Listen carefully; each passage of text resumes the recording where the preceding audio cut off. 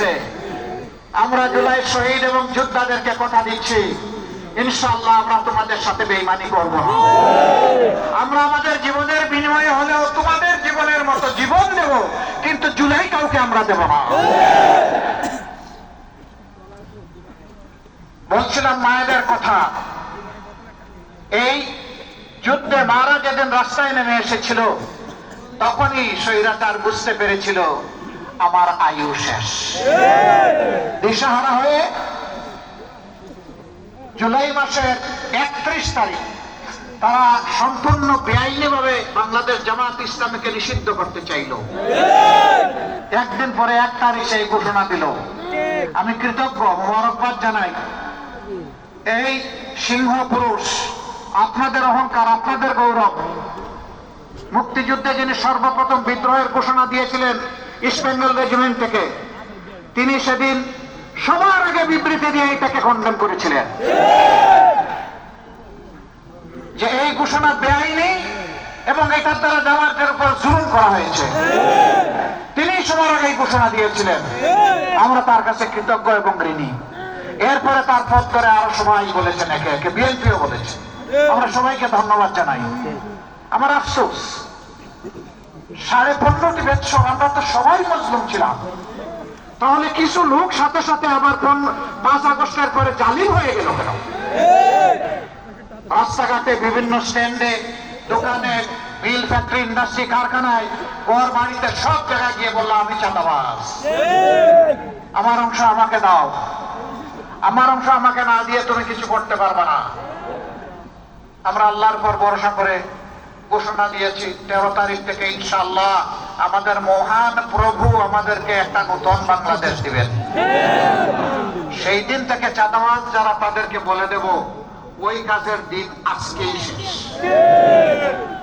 পরিশুদ্ধ হয়ে ফিরে আসো, তোমাদেরকেও শিক্ষা প্রশিক্ষণ দিয়ে তোমাদের হাতেও মর্যাদার কাজ তুলে দেব। যদি তারা আসে আলহামদুলিল্লাহ, যদি না আসে তাহলে যা করা দরকার তাই করো। আর চাঁদাবাজি করতে দেওয়া হবে না ইনশাআল্লাহ।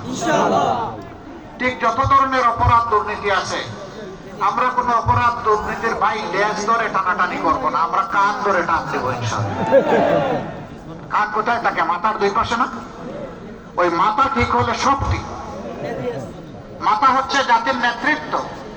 মাথা যখন পচে যায় শরীর আর তখন কাজ করে না। আমাদের 54 বছরের নেতৃত্ব নিজেদেরকে সুস্থ মাথার প্রমাণ দিতে পারে নাই। এই জন্যই জনগণের টাকা লুণ্ঠন করে এরা বড় লোক হয়েছে, কিন্তু জনগণের যা পাওনা ছিল সেটা জনগণ পায় নাই। সম্মানিত ভাইয়েরা, ডক্টর বীর বিক্রম বলেছেন আমাদের দেশের 234 বিলিয়ন মার্কিন ডলার বিদেশে পাচার হয়েছে, মানে 28 লক্ষ কোটি টাকা।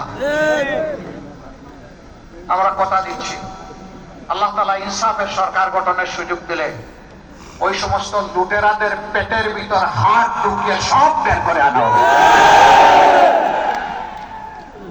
এবং সেই অর্থ রাষ্ট্রীয় তহবিলে জমা হবে। ইনসাফের ভিত্তিতে সারা বাংলাদেশে তখন উন্নয়নে ব্যয় হবে ইনশাআল্লাহ। এখন আর 1 টাকার রাস্তা 8 টাকায় কেউ গড়ার স্বপ্ন দেখবেন না।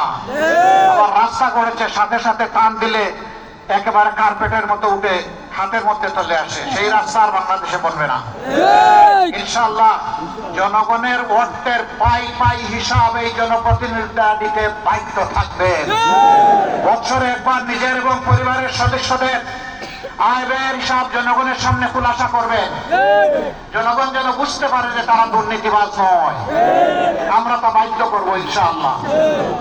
সম্মানিত দেশবাসী, ন্যায় ইনসাফের এই বাংলাদেশ যারা চায় না, তারা পুরানা বন্দোবস্ত চায়, যেন তেন ভাবে একটা নির্বাচন চায়। সংস্কারের জন্য গণভোট আগে চায় নাই, এরপরে সবার যখন দাবি আসলো তখন বললো গণভোট বানিয়ে তবে একদিনে হতে হবে। আমরা বলেছিলাম যে আগে গণভোট হোক, তারপরে সাধারণ নির্বাচন হোক, মানলো না। এখন গণভোট তাদের দাবি মেনে নিয়ে একদিনেই হলো, এখন বলে যে গণভোট আমরা মানি না, গণভোটের দরকার নাই। চতুর্দিক থেকে খেলা শুরু হয়েছে জনগণের, খেলার নাম বাবাজি। এখন আস্তে আস্তে শিশুর মতো মুখে ফুটতে শুরু করেছে গণভোটে হা বলে। এই গণভোটে হা আমরা আগেই বলে দিয়েছি। গণভোটে কি বলবো? হা মানে আজাদি, না মানে আজাদি না গুলামি। ইনশাআল্লাহ 12 তারিখ প্রথম ভোট হা, সমস্ত জনগণকে সাথে নিয়ে। দ্বিতীয় ভোটটা ইনসাফ ভিত্তিক সরকার গঠনের জন্য। সেই ভোটটা হবে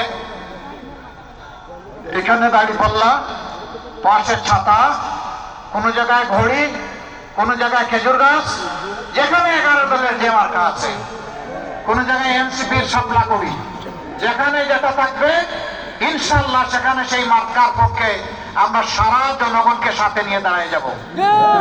কথা দিচ্ছি, আমরা জামাতে ইসলামের বিজয় চাই না। মন খারাপ করছে? আমি সিনসিয়ারলি বলতেছি, আমরা জামাতে ইসলামের বিজয় চাই না। আমরা চাই 18 কোটি মানুষের বিজয়। আমরা কোন দলের সরকার চাই না, আমরা চাই 18 কোটি জনগণের সরকার, যারা দেশের মালিক হবে না সেবক হবে ইনশাআল্লাহ। আমরা সেই সরকারটা কায়েম করতে চাই। আবারও বলি, যারা মাথা গরম করেছেন মেহরবানি করে ঠান্ডা করুন। ওই মাথা গরমে আমাদের কিছুই আসা যায় না। সমস্ত পচা কথা শোনার আমাদের কোনো সময় নেই। আমরা জনগণকে নিয়ে এখন ব্যস্ত। আগামীর নয়া বাংলাদেশ গঠন করার জন্য আমরা এখন পাগল করা। আমাদের পিছনের দিকে ডাইনে বামে তাকানোর কোনো সময় নাই রে ভাই। আমাদের শুধু সামনে চলা। এখন থেকে 12 তারিখ পর্যন্ত কঠিন পাহারা ইনশাআল্লাহ। জনগণের রায় নিশ্চিত করা, রায়ের হিসাব 12 তারিখ বুঝে নেওয়া, ঘুরে ফিরে 2 রাকাত নামাজ 4টা সেজদা আদায় করে আল্লাহ শুকরিয়া আদায় করা ইনশাআল্লাহ তাআলা আযীম। এবার আমি প্রতীকগুলো 11 দলের পক্ষ থেকে আমাদের প্রতিনিধিদের হাতে, এখানে কয়েকজন প্রতিনিধি আছেন? শুধু একজন, 4জন, 5জন আছে? আচ্ছা, তো এখানে চট্টগ্রাম কত আসন? আমার হাতে কোনো কাগজ নেই। প্রথমে 16। আচ্ছা, 16 দিয়ে আমরা শুরু করি। 16